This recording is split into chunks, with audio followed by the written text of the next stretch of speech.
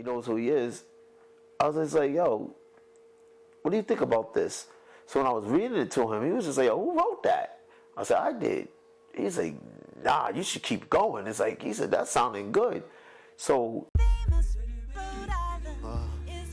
welcome to TF3 Airport. Is what? Is what? Is what?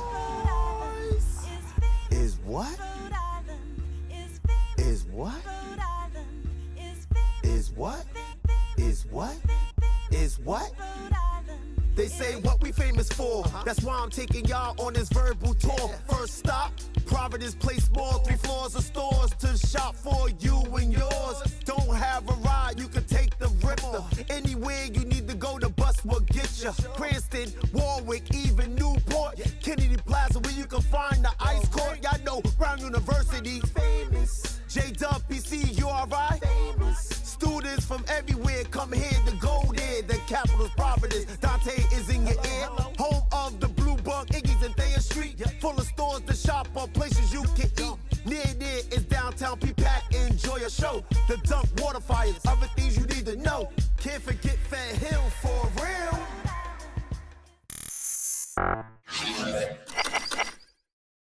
So think about it. This 21-year-old kid, the girl I used to deal with, she gave me the book, and that's what brought the books to existence. So if it wasn't for those pieces and those parts coming together, the puzzle, that picture wouldn't even exist. And because it's not about the books, it's more about Beyond Eons Productions and how it came to be what it is. That book was in my fire. If you ever see the video of my kitchen was destroyed. That book survived. That book made it out the fire. I still have that book to this day. That compositional book. That's dope.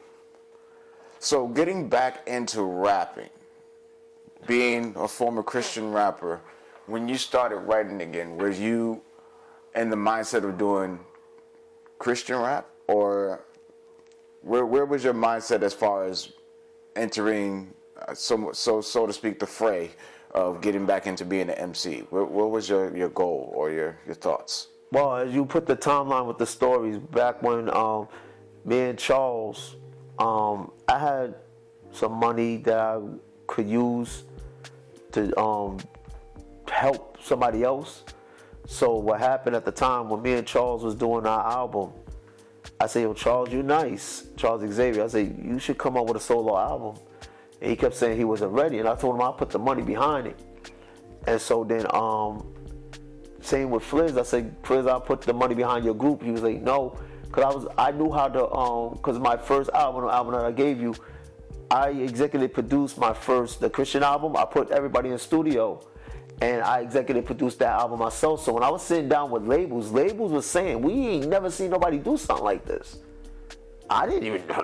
That was my demo. But to them, they was like, it's already packaged and everything. I remember one of the people I was sitting down, one of the labels, they was just like, what can we do for him? He already did everything. And even at the time when they were saying it, I still didn't even comprehend or understand what they were saying because I didn't know nothing about the business. I was just an artist that was, I had managements, I had 2 managers, one from DC and one from Philly, and they was just helping me be able to do what I was doing, get me the events I was going to and everything. So when it came time when me and Charles was doing our group thing, Charles couldn't show up to a lot of the events I was doing. So one of the biggest events, and again, it goes with, I'm glad you came back to that question because what happened was, I was in the gym and I was talking to somebody that I haven't seen in a while. It wasn't even somebody that I was friends with like that, but we knew each other. So I was sitting up there talking to him. He's like, yo, what you been up to? What you doing? I said, I'm doing music. So as I said that, what happened? This guy who claimed to be a promoter was like, oh, you rap? I said, yeah, why? He said, you want to do a show? I said, a show? What kind of show? He said, a show with Fat Joe. I was just like, okay, yeah, whatever. And he said, that's serious. It's the same attitude with the radio station. So I was like, well, yeah, whatever. He said, yeah, let me get a picture of you. So I gave him my MySpace page. And so he said, yeah, you're gonna perform with Fat Joe.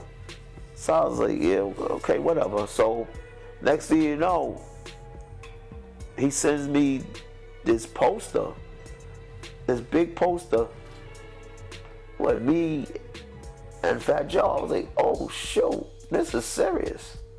He's like, yeah, you got 40 minutes. I was like, 40 minutes? I was like, I just came back outside. That's what crazy. It's just, I was like, I don't have 40 minutes worth of music. So I was just like, yo, Charles, could you come to this place? It's called the Hippodrome. Those that's on Springfield, Mass would know. I was like, Jada Kiss was there the week before we went. So he was like, he gotta work. So I'm sitting there like, yo, what am I gonna do with 40 minutes? I don't got 40 minutes. And at the time, I only had 4 songs, solo songs myself.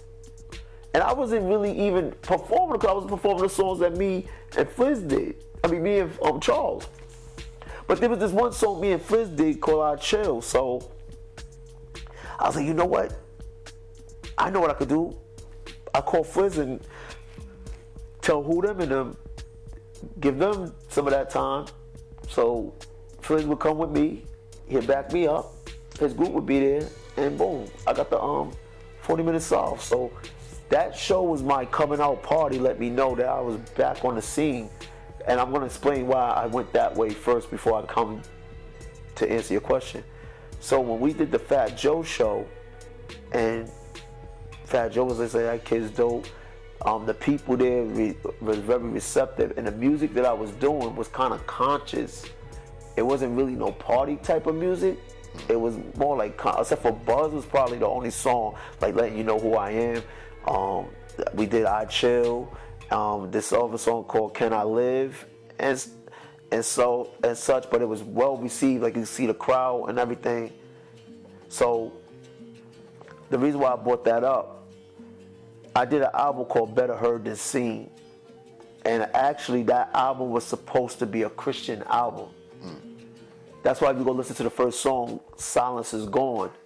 Silence Is Gone is more speaking of biblical and godly purposes. So where is this album? It's on my it's online. It's on YouTube. Somebody actually purchased it and put it up. I'll get it to you. So Silence Is Gone, you could hear it was about that was the start, because I was supposed to sign with a label in Cincinnati. That's why you hear me on Buzz. I mean not Buzz. It was gonna be blah blah blah, but it's called Do What I Do. You hear me say the label name in there. So that's what that was the label I was working with. Because when we went to Atlanta, we performed, and I met the CEO of that label, and we was talking. We was in negotiation. I was about to do my solo album. Nuncio was about to produce the whole album. So think about the people. Just think about the producers I had for my first album, a solo album. A-Rap did Just My Thoughts, A-Rap Music. I had him, Nuncio, and I had Essence. So in the process of me doing that album, I was thinking, everybody's not going to be receptive to God and Christian music. So I was just like, how can I present myself as a Christian but appeal to everyone? And that's when I wrote, basically, the song that actually would tell you, Streets is Crying. And when you hear it, it's go, we grinding for climbing. All my people in the rough are diamonds. Stay shining, some dying. Do you hear the streets are crying? And I'm basically telling you a story on what's happening in the streets. And that was a lot of people's favorite song. When I performed it, they'd be like, I love that song because you painted the essence, pun intended, of what's going on in the streets at the time. So, and I got a little political in there as well. So that's the answer to your question. It was like, I wanted to be who I am, true to myself, but I wanted to appeal more because sometimes at that time when we was doing Christian music, like Christian music now, rappers are well received more now than they was before. As soon as you say you're a Christian artist, people would tune you out. But then with me, they was very receptive because they said he has a message and I like the message that he's presenting. So that Better Heard Than Seen album, a lot of rappers love that album. That's how I met Charles from CLBMG. I became one of the Rhode Island All-Stars when we did that project. We did a song with all rapping stars and Murph, Houdin, Chachi, YA. I said stars and Murph, right? And I was on that song too.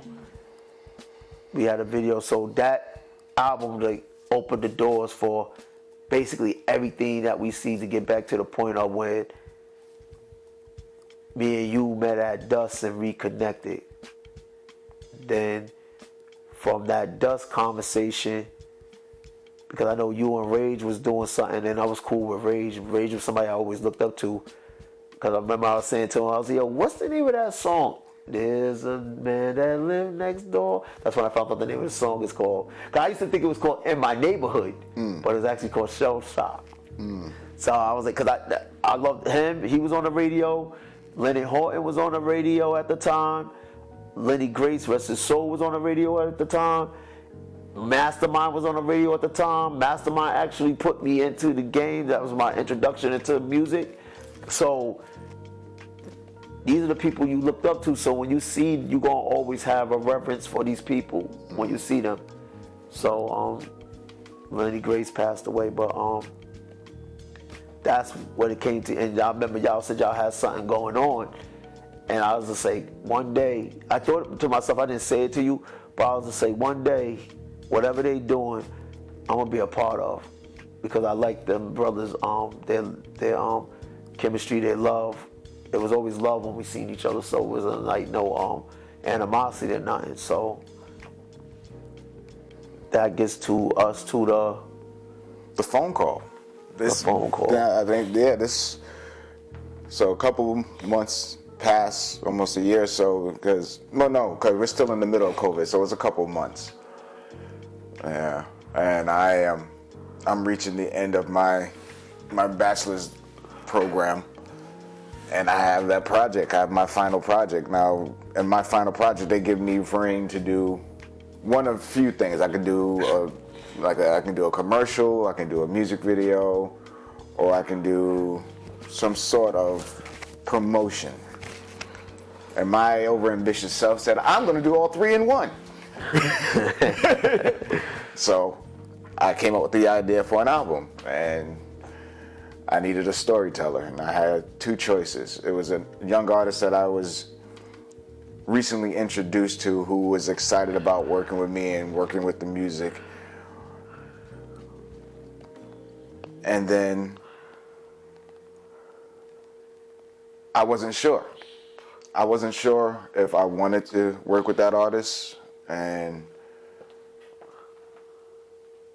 one day I get up, I'm thinking about it again. Well, if I do it, how can I work with him to do this? And then Dante came to mind.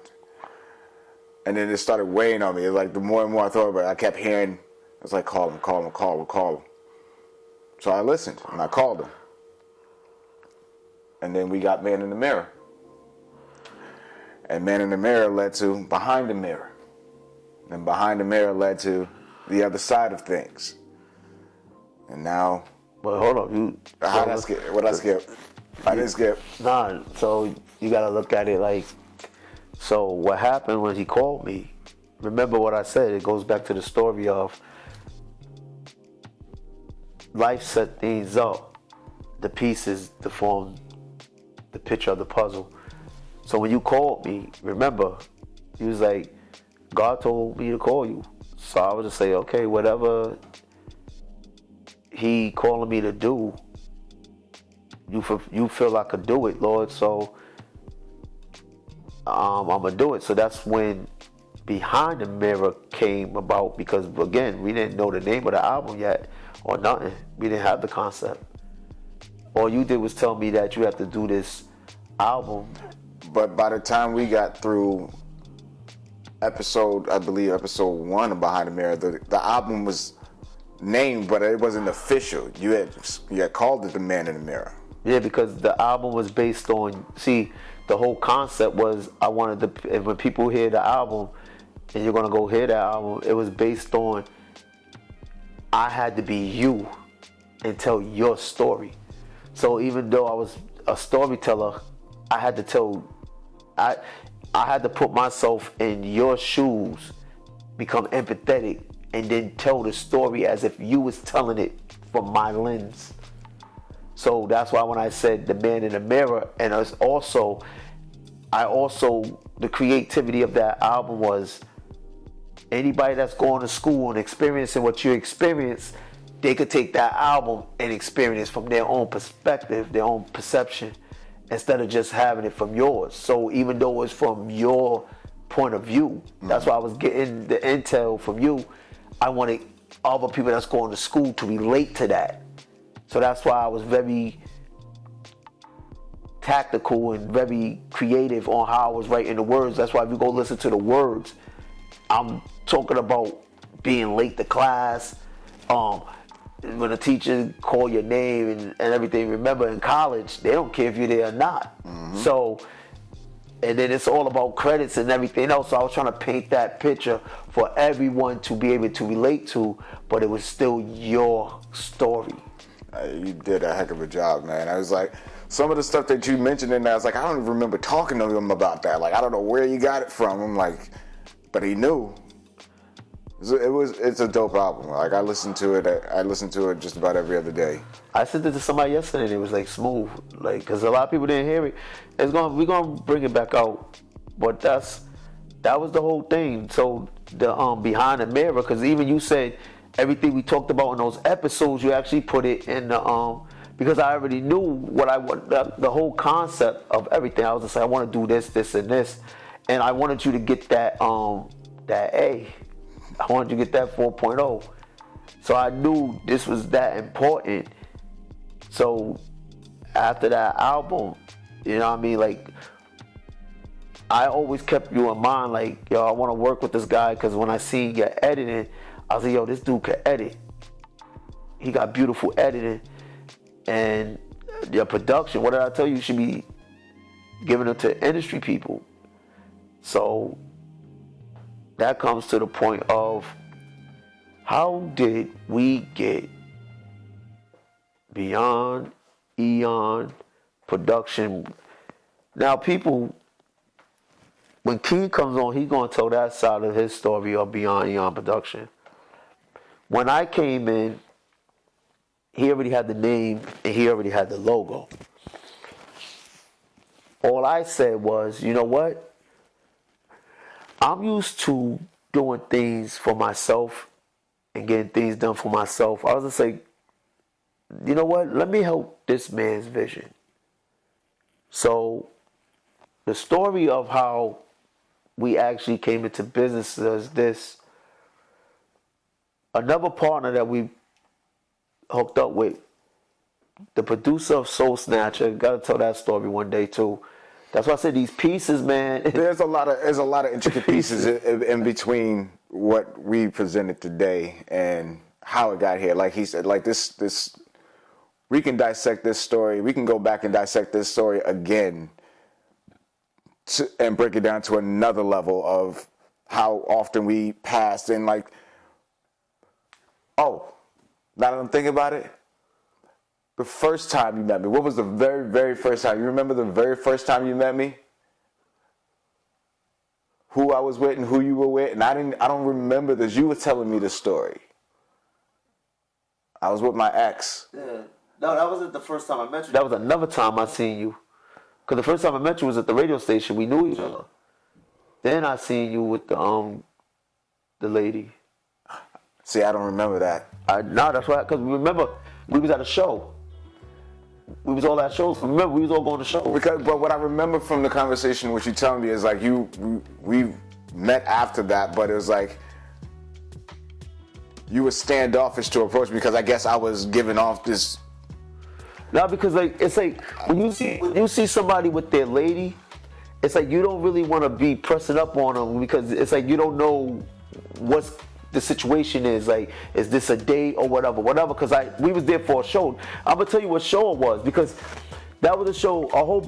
We all went there to support Charles Xavier that day because that was the something was said to him that I ain't gonna go into details where he felt like he needed to show and prove something to himself. So he did this show and all of us was there for that show. I don't remember who else performed, but a lot of us was there to support him that night. That I remember, and that's when you was there with your lady.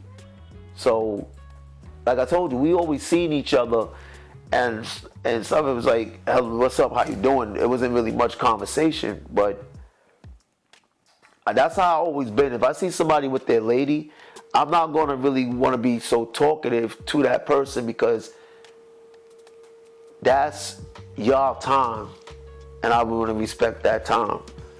But that has nothing to do with the whole point of, and now the show begins. The show already started. But now this is the Beyond Eons Production for. Oh, that show, the other side of things. So, hold up. We can't skip that yet. So this is what happened. Remember, I put my mic down. I have this thing of getting away from people. Remember, that's what I did. I got away from everybody. Because that's when I cut my hair. Y'all came to my party. Mm-hmm. Y'all didn't even know that was my I'm out the game, I'm done party. That's why I cut my hair and everything. I was like, I'm done. I'm not doing this no more. I'm done with it. So another person kept keeping in touch, and I knew what he was trying to get me out. But me and Wesley Beats had a relationship because one of my biggest songs to this day, he produced it called Soul Snatcher. So what happened is, once I got a relationship with you, I would still check in on people that I have a relationship with. And so what happened was,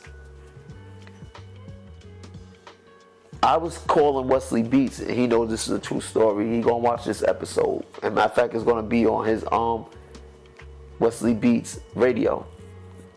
So you're gonna hear the audio of this. So I was checking in with him, and he was supposed to sign a production deal with someone that we all know. I don't want to say the name. If you ever want to say the name, he could say the name. But I thought it was a big deal.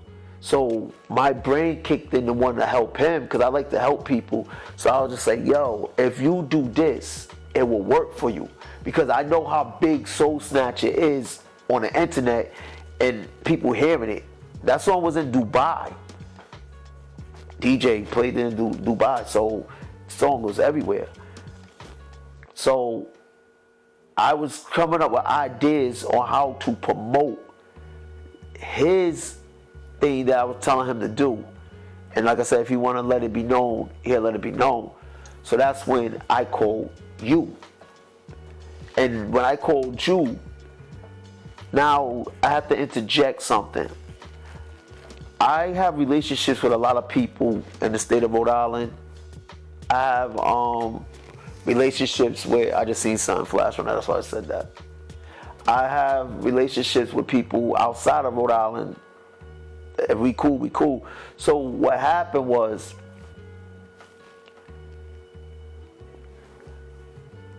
I ended up meeting up with a guy that I was supposed to. Well, I wasn't supposed to be nothing. We just was linking up because I'm supportive. But he has his own show. So as I went to link up with him, I was there for the recording behind the scenes of his show. So while I was sitting there, not minding my business, I was just there to be supportive. The production crew was just like, you know you can get your own show. Here we go again with the book. See, all this is making sense. Well, I don't know nothing about doing my own show. Like, what are you talking about? Well, all you gotta do is take the class and boom, boom, you get your own show. And I was like, okay, I'll keep that in mind. And And I brought it to people's attention, like, yo, do y'all really want to do a show or whatever? So, what happens? We end up not bringing that to fruition, but I got in touch with Keem, and I said, Keem, I got an idea. I was like, you want to do a show? And he said, what I got to do?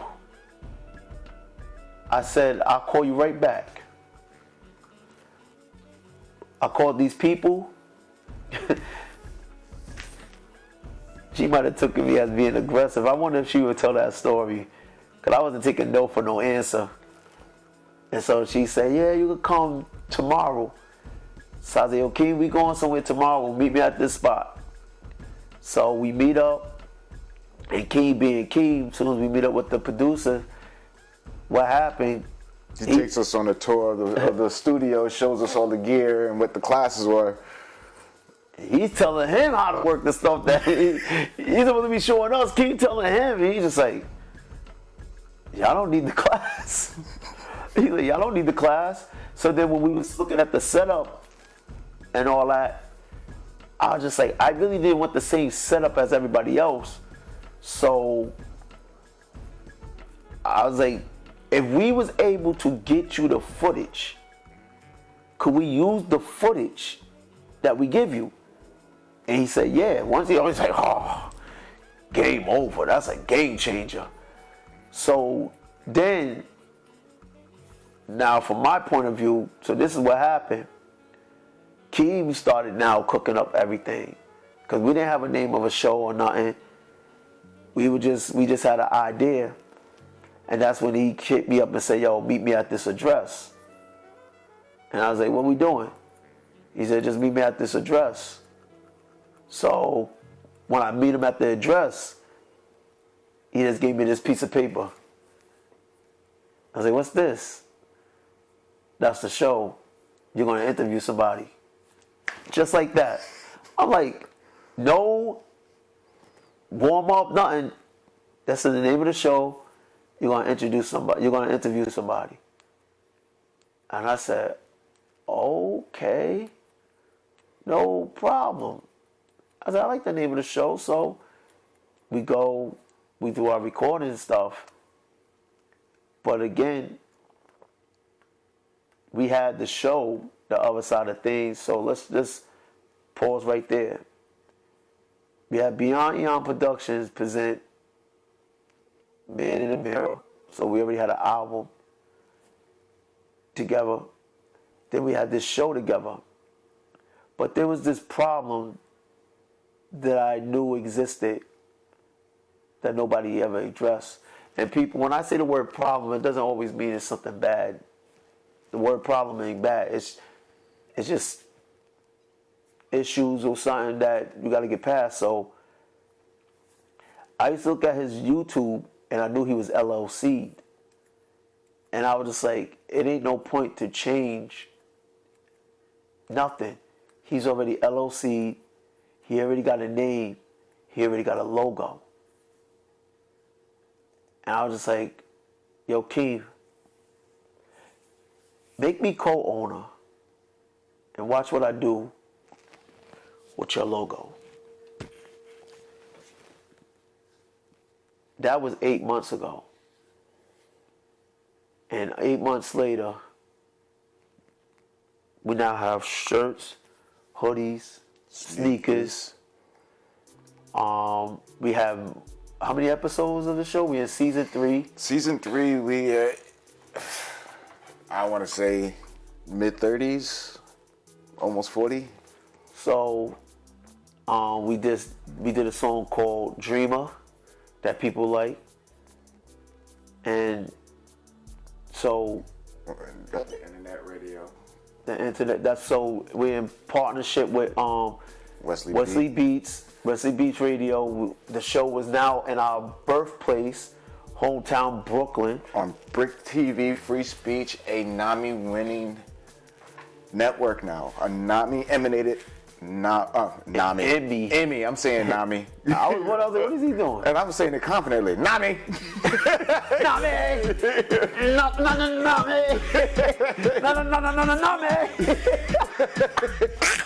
An Emmy nominated network and an Emmy winning network. Brick TV, Free Speech in Brooklyn, New York. Podcasts on Spotify. When all through Rhode Island, PEG, we was in Seekonk. We're gonna get back over there. There's something going on with them, but we was in Seekonk. We're in Attleboro, Springfield, and more to come. I'm working on some more outlets to share with the rest of the country and possibly the world. So, in the beginning, that's the story of how he's going to tell on his part how Beyond Eons Production even came about, the idea and the imagery.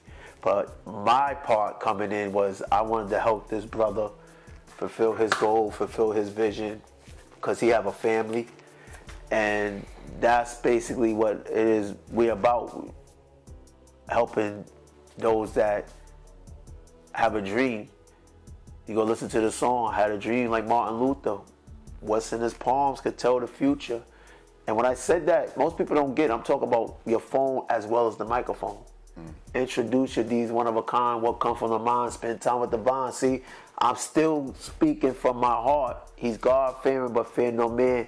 Neither I fear what's in their hands, till death's the plan. Here's where I stand, no sandman. I could be your dreamer.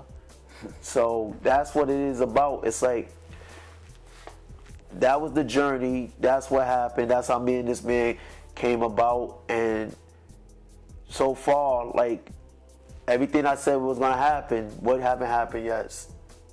Road show. Coming for you. Yeah, I'm waiting for that response. Road show, that was the only thing. But other than that, everything I said, we did, right? Yeah. Plus. Everything plus, yes. There, plus.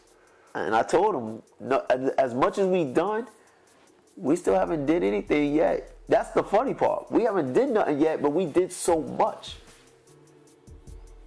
So that's the understanding of Dante Martin. So he made me the host of the show, The Other Side of Things, right there in that spot when he gave me the paper. And he basically said, you're the face of Beyond Eon Production. I don't mind you being the face.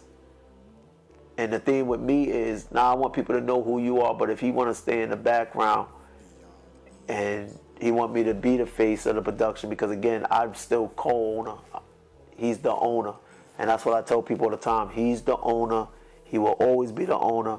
And basically, only reason why I even took the hat of co-owner is because, yes, I financially support, but it's the thing of, I knew people was going to see me more than they see him. So I had to say co-owner so that they could understand. Because if I sit up there saying this is my friend's business, they're going to be like, huh? That don't make sense. I was like, no, just make me co-owner. And then when they start to get to know you, then it could go where it's properly, because he's still the owner. And that's what it's about. We have a board as well. Shout out to Nikki and Ori. That's the board. So that's basically the beginning of how Beyond Eon Productions. And this is episodes for anybody that wanted to know.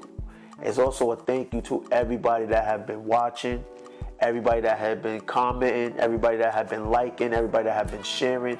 There's a lot of people that talk to me that don't comment and share, and I understand. There's a lot of people that contact me on my phone. There is a liking. People love this show, and we want to thank Shelly for the episode that I just watched and aired. We played that in its whole entirety because she just gave a beautiful story about how it is to go through the procedures of diabetes, kidney failure, transplants. Yeah. And that's what it is. educating. Whenever something comes to our desk, we're just educating you on.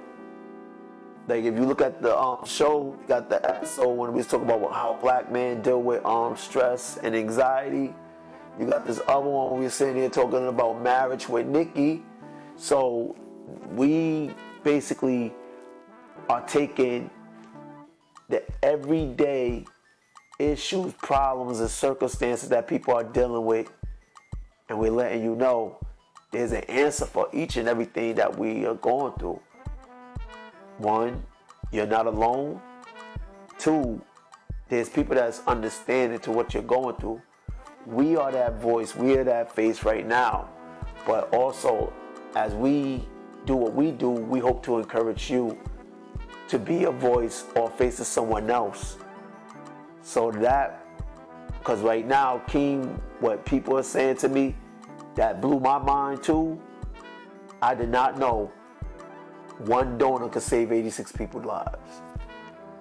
And that's what everybody, even the lady I shouted out, oh, I can say her name. Her name is Michelle too. She told me I could shout her name out. She didn't mind.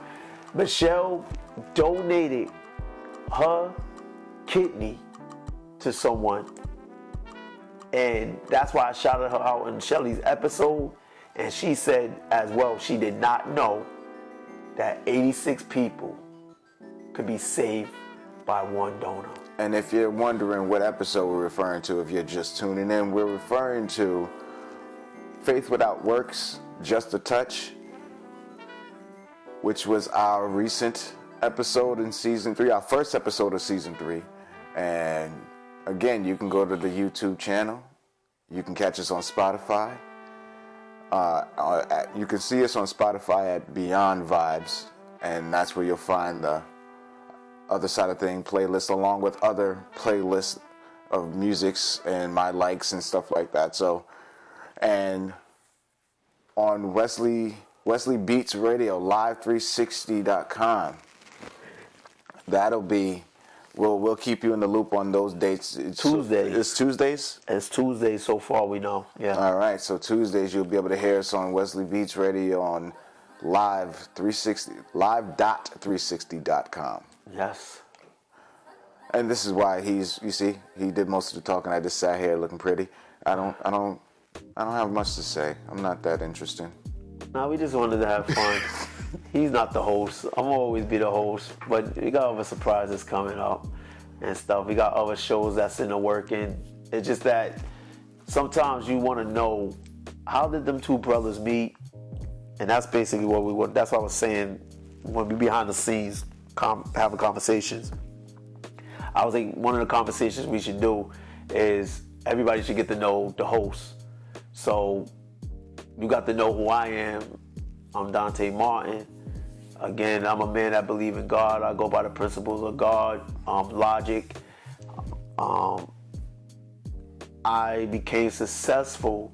It wasn't an easy journey, but it was a journey where I learned so much that I could help people in every aspect. I work for psychology hospitals, residential programs, independent living, halfway houses. I've been ministering to people in churches, marriages, families. So that's where all my experiences is coming from. I even went to college a little bit, sat down with some great professors that was like, you're very intelligent. People say that a lot. It's just that I like to learn. And I want to be able to help others as I've been helped. Because one of the greatest teachers is experience. Once you experience something, I try to teach people so they don't have to go through the experience of it. That's one of the reasons why I'm like, yo, let me be your example. Because it's easy to learn that the stove is hot by somebody telling you, and you finding out it's hot for yourself. So this was my episode, and you're gonna learn from King's point of view, and then you're gonna learn from Nikki's point of view. So, ladies and gentlemen, boys and girls, I'm Dante Martin. I'm an alien called Yakim. And we are Beyond Eons Productions. And this is the other side of things. Till next time. Peace. Peace.